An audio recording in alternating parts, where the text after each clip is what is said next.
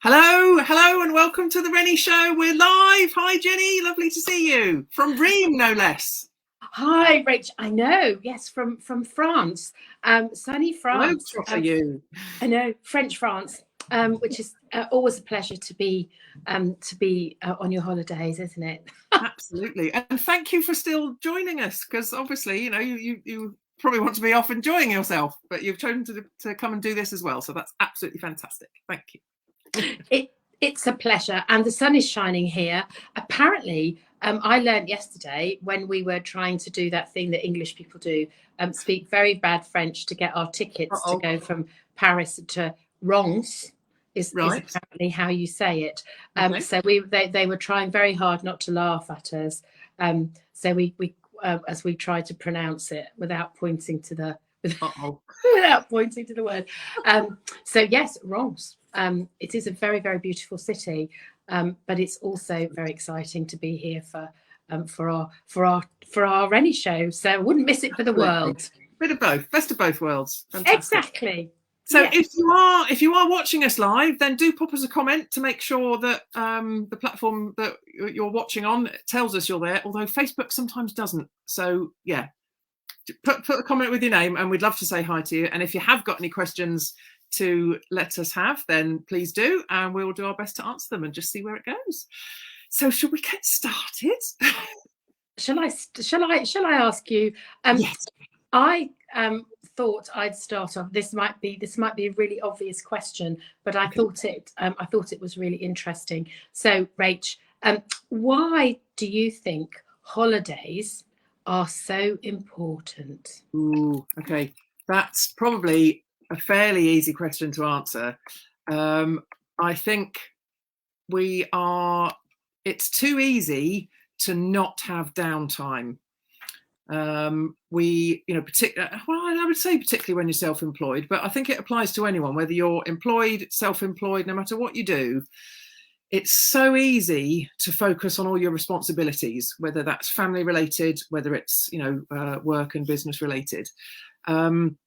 And I don't know about you, but I think putting time in specifically for having those breaks away from that is really important. And I think a holiday is a fantastic way to do that. Oh, hi, Chris has joined us again, as he did a fortnight ago. Nice to see you. And there's a Facebook user, I can't tell who it is, but whoever it is, if it's Michelle, hello.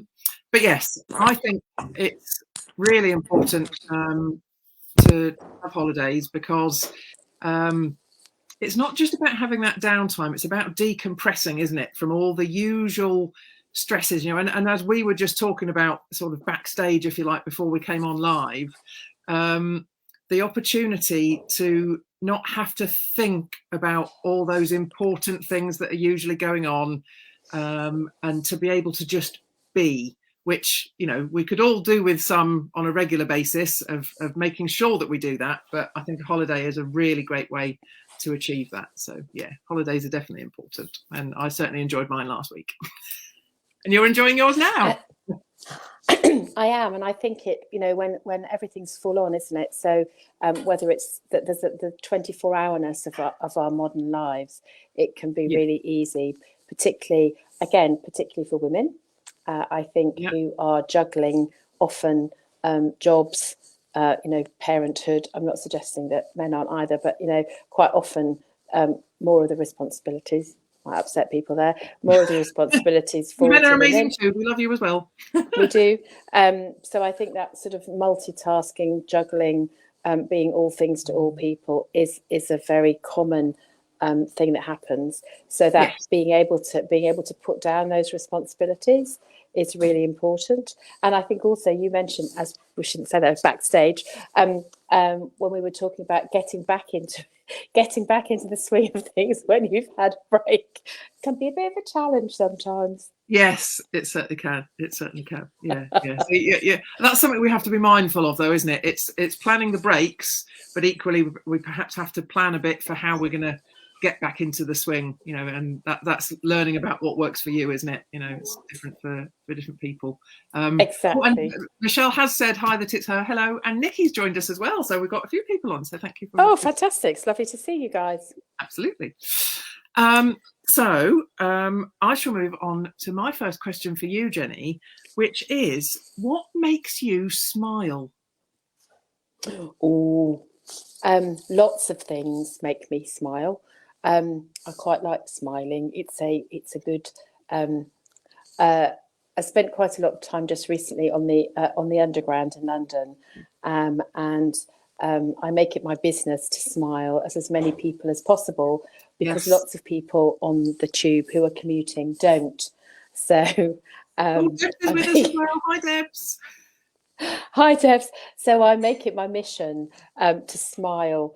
So people who aren't smiling make me smile, because I want to encourage them to smile back at me.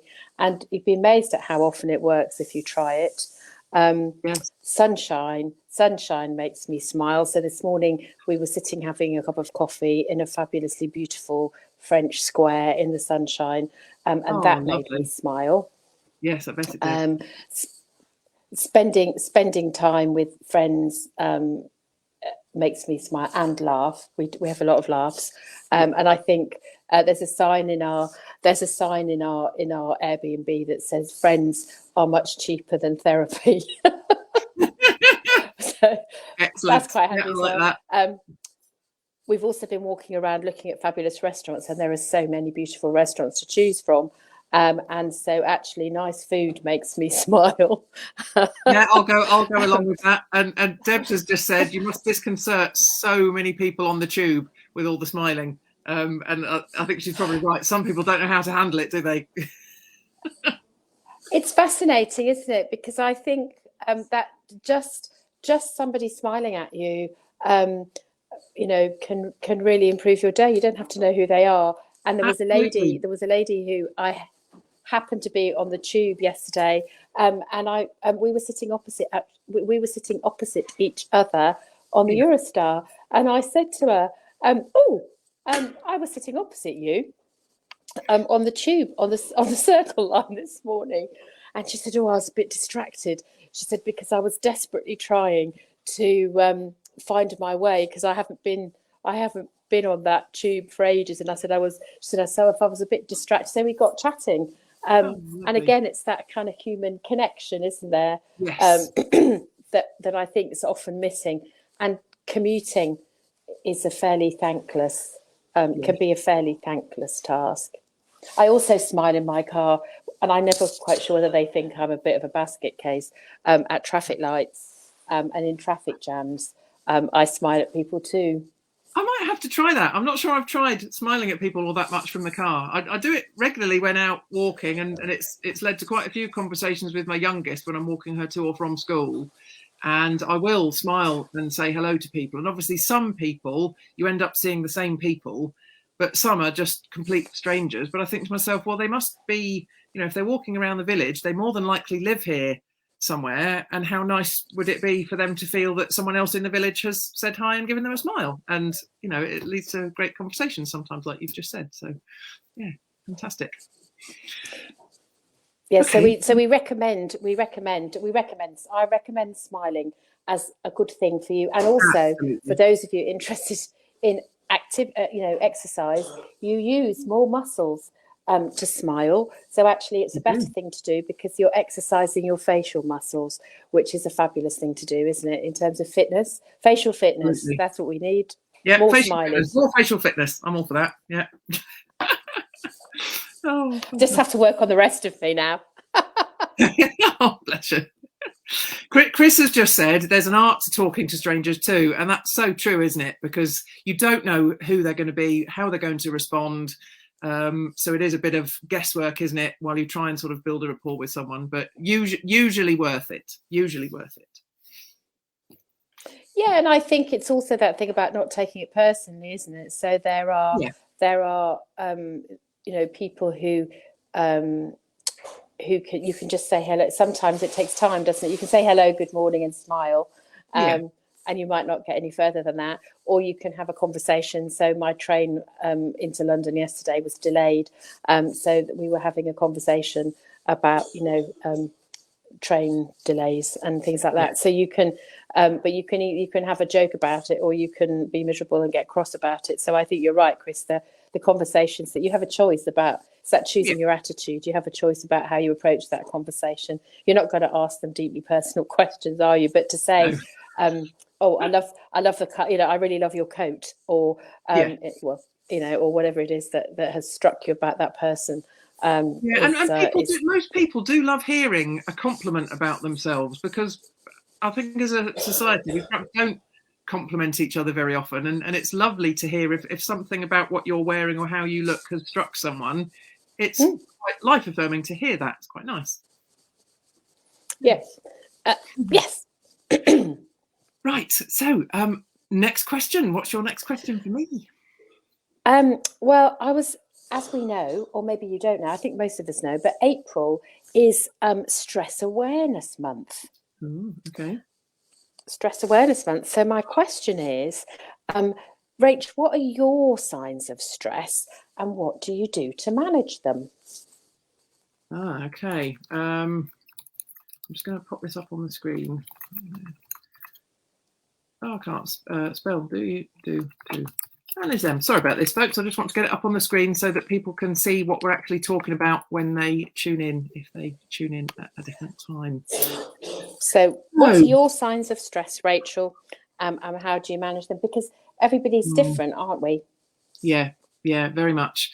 One thing for me is definitely that my short-term memory starts to decrease. I just can't hold things in my head. I mean, my memory's not always the best at the best of times, but a sure sign of stress is that things just disappear from my head, which can, of course, then add to your stress because you're forgetting to do things that you needed to do, which if you do them might make you feel less stressed. And so, it's like one of those vicious cycle things, isn't it? So writing things down is really important for me. And whilst I'm a bit old-fashioned about a lot of things, and one of them was that I always preferred a paper diary. Well, I had to come into the modern digital age so that I could use Calendly to allow people to book in with me for business appointments. And whilst I didn't want to embrace it at first, I actually find that really helpful, because it's a great way to, wherever you are on the go, put yourself in a quick reminder about something so that you're less likely to forget, which just might help. And I think another sign of stress can quite often be when the self-doubt creeps in, because we all, no matter how strong our self-belief is, we all have those moments where and actually this is going to, one of my next question for you is related to this, but I think when stress is rearing its head, we really can start to question, what we're doing. Are we doing the right thing? Is our audience there? Lots of different things. So yeah, I think there's quite a few in an extreme way. Then I have had it manifest in terms of feelings of physical nausea, but that's at the very extreme end when I was going through a particularly tough time, and that's not something I've suffered with for a long time, I'm very happy to say. But yes, it can manifest in a number of different ways, and I expect all the ways I've listed have probably resonated for a number of people, because I think they're quite common ways for it to manifest. Absolutely, yeah, and I certainly, the memory, forgetting things, and my concentration span is really it gets reduced even further when you're stressed, I think. So the length of time that you can concentrate on anything seems to be dramatically reduced. So mine also is sleep. So I know it's quite an extreme. I'm really thankful to be a really brilliant sleeper. I put my head in the pillow when I go to sleep. Well, I have to admit, yeah. So I know that if I wake up in the small hours, usually 3:30ish is about that time, isn't it? Then I know that's a sign. That's a sign that that I'm stressed or worried about something. And the other thing that I notice when I'm stressed is eating. Healthy eating tends to go out of the window. So you have that thing where you want craving craving, sugar and carbohydrate, because it's a quick energy boost, isn't it? Followed by a great slump, where you feel really sleepy. So I think recognizing those stressors are really important, rather than just ignoring them and carrying on. There's a great need to just keep that. I hate that phrase, keep calm and carry on. It's like, well, sometimes actually you need to sometimes you need to not carry on. Sometimes you need to stop. Yeah, take a moment and really look at what's going on. And for me, definitely sharing that. Whether you make it public, or whether you make it public in terms of you just say to someone, look, this is how I'm feeling, someone that's in your support system. I think the accountability that provides can be really, really useful. Chris has just mentioned about breathing techniques from his second favourite podcast, Andrew Huberman, which I might have to have a look for him. But yes, breathing techniques are a fantastic way. One of the breathing techniques I taught my mum, she actually used when she had her cataract operation, because she was so nervous, and the breathing just, she stayed nervous, but the breathing just helped to take the edge off it and to give you something else to focus on. And I think that that distraction can be quite useful sometimes, can't it? That you're focusing on just being in the moment. I think that's one of the brilliant things about breathing techniques. It makes you focus just on the here and right now, and on nothing else.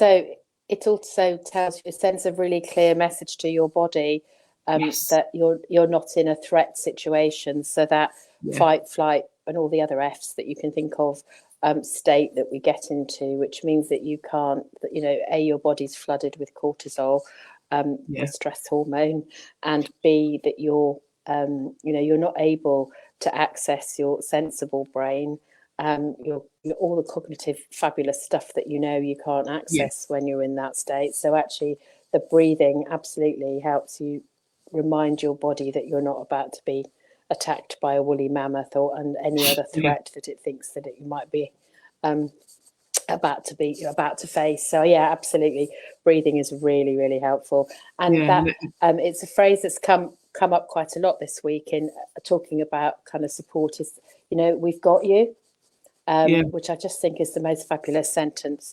That compassionate care, holding space where you can have the support that you need from whoever that is in your support community, whether that's friends, family, business support networks.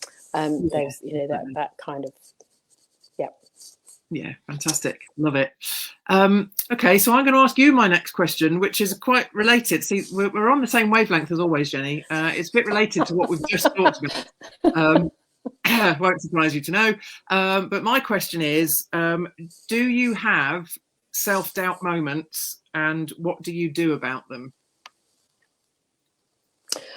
The short answer is yes. I'd like to think that I'd like to think that that I don't, but like anybody, I think whatever you do, but particularly when you're in business for yourself, I think there are moments of self-doubt.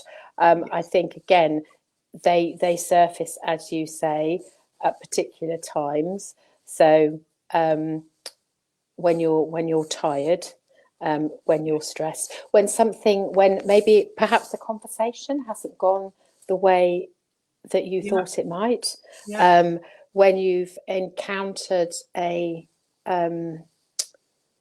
challenging situation, and also when you've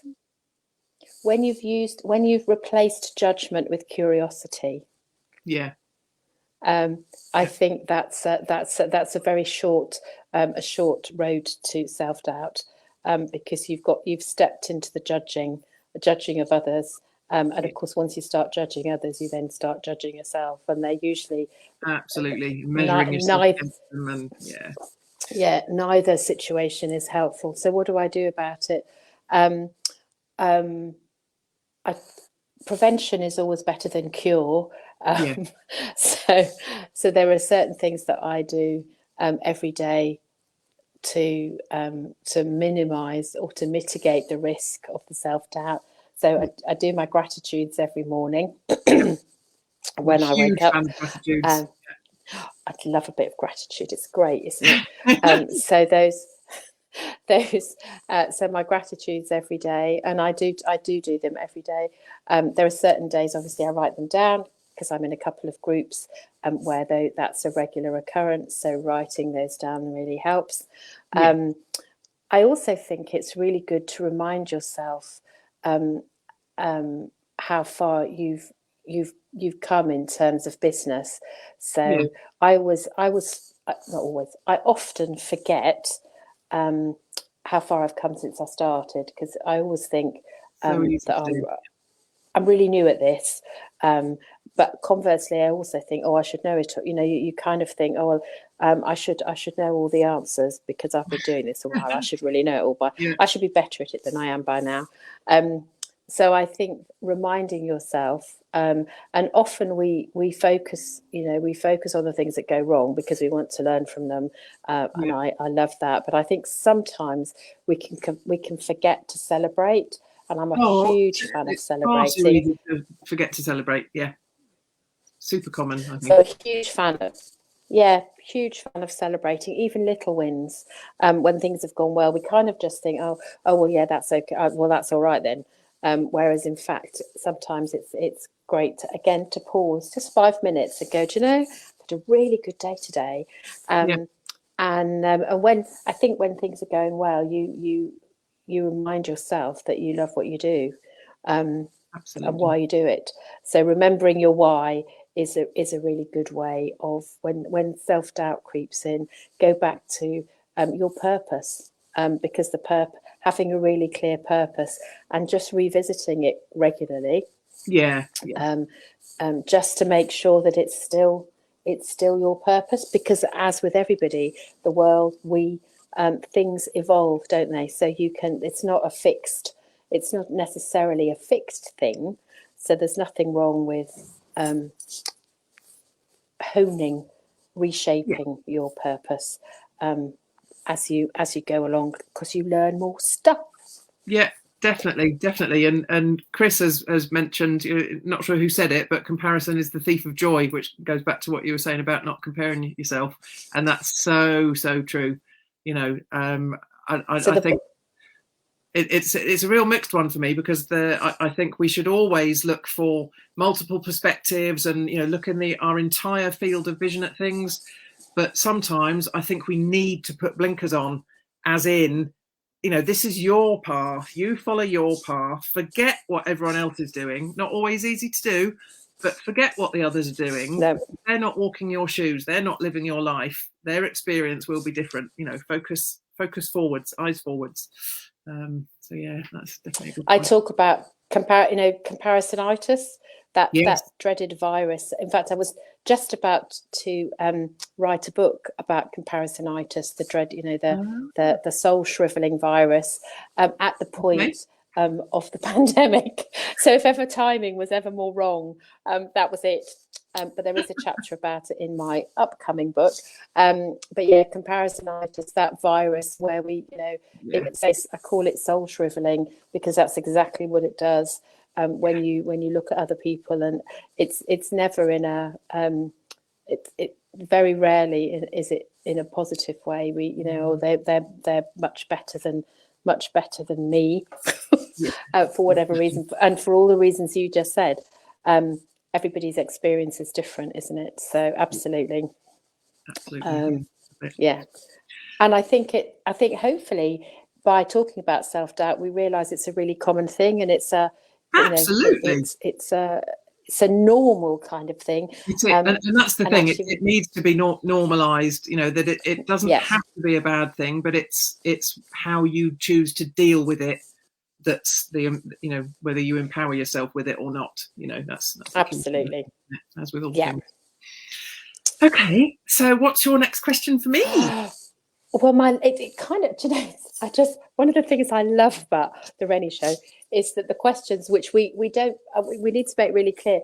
Rachel and I don't confer about any of these questions. We have no idea. no idea what the other one's going to ask or how it's going to go, and it always just seems to work. And that's why we love it when also we ask you to ask us questions, because we're really happy to answer those too. So funnily enough, my question kind of, we've talked about Stress Awareness Month, and we've talked about circles of support, and that kind of brings me to the fact that we both are coaches. So my question, my last question for today, is what's the most common question that you get asked about you as a coach, or coaching as a thing? The most common question. Okay. The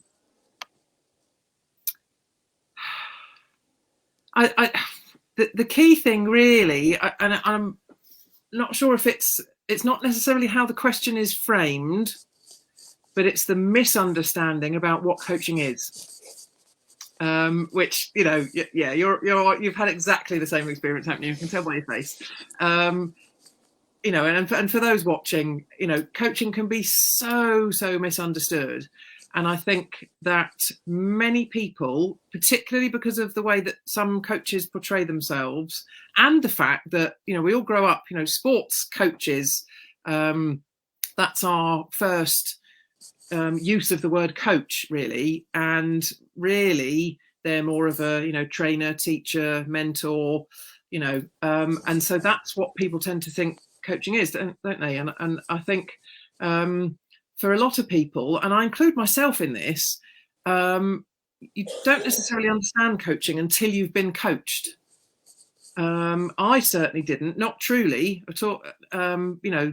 Actually experiencing it for myself was the key thing. So I guess whilst it's perhaps not a direct question that I get asked as a coach, also what is coaching then?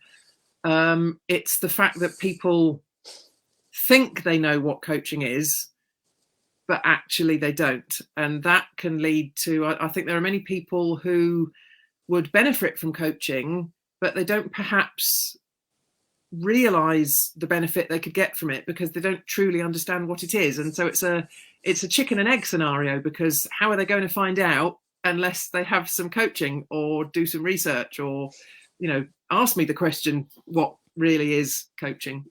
So yeah, that's a really interesting one. From the look on your face, I think you've had very similar experiences. Yes, and also I think that there's been news. Coaching has been in the news recently about the awful, which was just heartbreaking. And I think, as in a previous life, I did a lot of work with self-regulation in the field of complementary medicine, and they suffered from the same thing. The old snake oil. There are a lot of utterly fabulous, wonderful, ethical practitioners of various complementary therapies around. However, there are also, charlatans and people who are making incredibly unreasonable claims and taking people's money when they shouldn't, and causing, hideous. And it's the same in any. It's the same in coaching, isn't it? So there's a huge difference between somebody who's done a 3-week online course, and the same in any unregulated profession, I guess. So there's a huge difference. So so that misunderstanding about what coaching is, and the quality and the standard of coaching, and I think for many people, if they are in a vulnerable place, which they may be because they want to seek coaching, then they don't necessarily do their due diligence in terms of asking the right questions of their coach. And I think both you and I would say very clearly that the fit is really important. The relationship with your coach is important. Well, it's vital, and it's a very special relationship, and therefore you do need to. And just the other day, I was having a conversation with somebody who said that she she felt that her experience of coaching had been that it was very formulaic, and that coaches were following a formulaic process, whether it suited their clients or not. And I said, that's not how I really. No, absolutely. And for anyone that's watching, I don't understand how true coaching can be formulaic, because we're helping people to answer their own questions. Essentially, we're just helping them get the answers out from within. So how can we have there can't be a formula for that, because each client is going to be completely different. So, and that, I suppose, is one of the issues with the industry, because you see so many people advertising their wares, pay me thousands of pounds and do this 5-minute online course and you'll be earning £100 million a week. Hang on a minute. It's a tried and tested formula that works with everybody. It's like, does it? Exactly. And I liken it to, I was talking to a student coach the other day, and they were new into the profession. So they're a student, so they recognise, where they are on the kind of novice to expert continuum. And they were saying, all my clients love me. And I said, that's great. How have they had any other experience of coaching other than you? And the coach said, well, no. And I said, and thereby, so I said, if you have only ever stayed in the travel lodge, it is perfectly clean and it's got a bed in it and an ensuite shower, and it's, it's basic, but it does the job if you're staying overnight. However, it ain't the Ritz. And if you have only ever stayed in the travel lodge, you don't know what your experience of the Ritz would be like. So absolutely. And we're sadly talking about comparing again. They are different, not necessarily comparing them, but they are different. So actually, once you have stayed in the Ritz, there might be other times in your life when you're perfectly happy with the travel lodge, but you have had the experience, so you know what you're getting. I think if you've only ever stayed in the travel lodge, that's all you know. And it's the same if you've only had a formulaic coach. You don't know the magnificence and the true transformation that coaching can bring.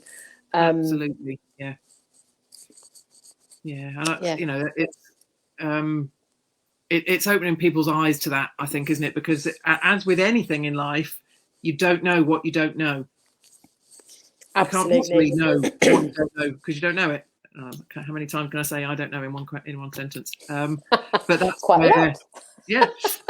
This is where the beauty of coaching and personal development and self-awareness, the things that you do then learn about what works for you and what doesn't, hugely empowering and very powerful. And actually talking to, if people who are watching this either live or on replay, if you're thinking about coaching, then do ask the questions, because any coach worth their salt will be really happy to explain the kind of training that they've had and the time it has taken them, and the effort, both the hours of learning and reading and the effort that they have put in to honing their craft and learning their craft, versus I've done a 3-week course. I've done a 3-week course. The message there: do your research, folks. Do yourself the favour and the honour of doing your research and knowing who you're dealing with, because it's an investment. You're investing in yourself, aren't you? And it's the difference of again, wardrobe analogies. An investment piece is going to cost you more money, but it'll last you forever. Primark has its place, allegedly. But other retailers are available. Yes, but you kind of get what you pay for quite often. So yes, it is that thing about doing your research. Absolutely, it's interesting, isn't it? So we didn't, as we said, we didn't rehearse that question. No, not at all. But it is and the answer is the question, or the premise around the misunderstanding or the lack of clarity around what coaching is exactly what I what I get asked all the time. Yeah. Yeah. Do you tell me how to fix all my problems? The short answer and the long answer is absolutely not. No, and more no. Oh dear. And just to bring things down from being quite highbrow and intellectual into the complete opposite, for my last question, a very, very random one for which, well, I'm not going to apologise for it. No. But here it is. What are your favourite type of shoes to wear? Oh, Rachel, I have a real shoe thing. Oh, do you?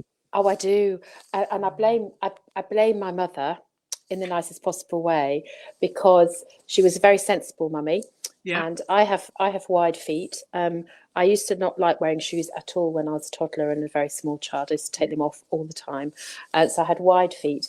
And in the olden days, when I was a girl, Clark's didn't have lots of choice in the shop if you had wide feet. They had one pair of shoes in a double E fitting.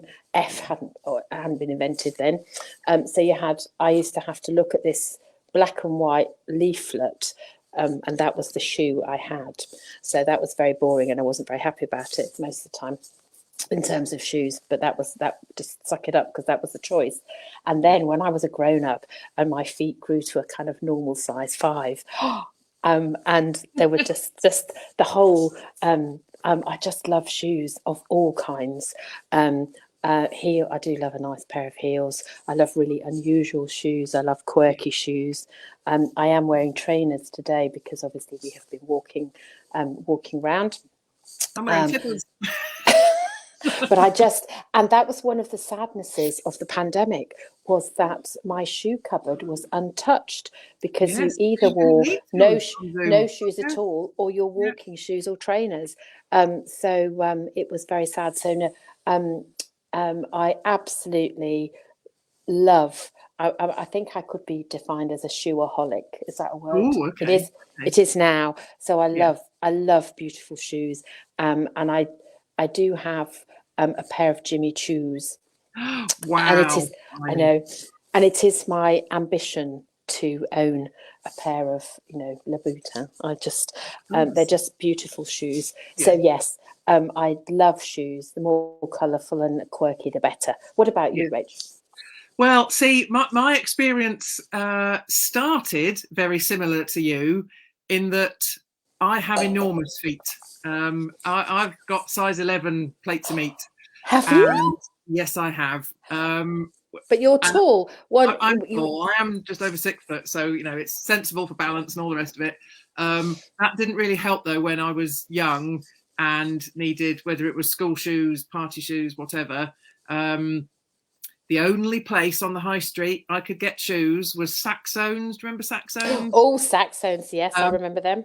And they had a tall and small range. So they went from the very, very little shoes to the bigger sizes. And at the time, I think I was probably, I must have been a 9 or a 10 already, as a sort of early teenager. Yeah. And let's just say the choice of shoes that gave me was pretty much the same as your experience. One choice might be it. And when I was at secondary school, I either wore men's loafers or Doc Martens, because that was really all I could get in my size that I didn't hate or didn't look like an Doc Martens do some fabulous. I mean, they do sparkly. They do all sorts of things now, don't they? Here's the thing: not if you've got size 11 feet, they don't. Don't they? No. Oh, I think that's discrimination. You should get onto them. I wear Doc Martens all the time. I've got a beautiful cherry red pair, which I love, and I wear them all the time. What I wanted when I went in the shop was either purple, because it's my favourite colour, or I wanted silver. You can't get either in men's Docs, and you can't get my size in ladies' Docs. I think you need to have sparkly, the ones with stars or flowers or anything. No, can't get them in my size. There is a business out there, I think. I've often thought about it. For a creative person to decorate Doc Martens, because I'm sure there must be a way of doing it. Oh, there must be.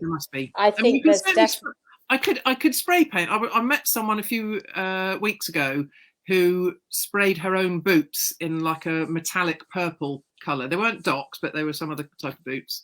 You'd have to have the right paint, but it's definitely possible. I don't know how easy it would be to do patterns, but spray painting a colour should be easy enough.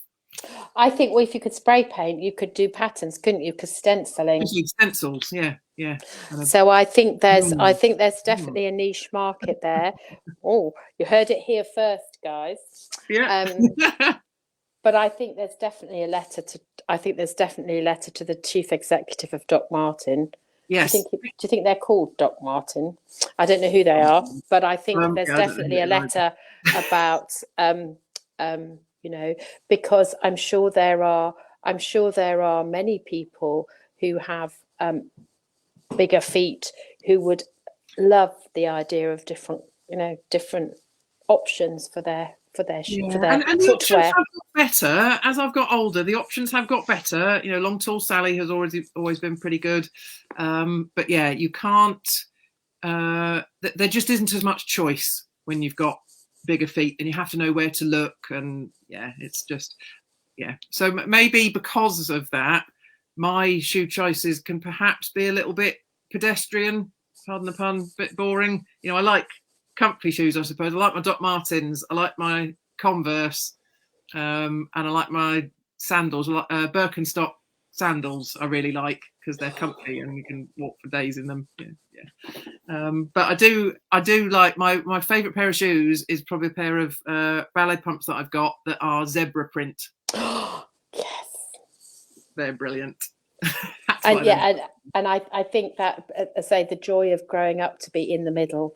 And quite often, as I've noticed that people's feet have got bigger over the last 15 years or so, because in the sales, when I was in sort of late teens, early 20s, all the 5s would have gone. You had to get in there really early, whereas now there's often size 5s because it seems to be that the average is sort of six, 7.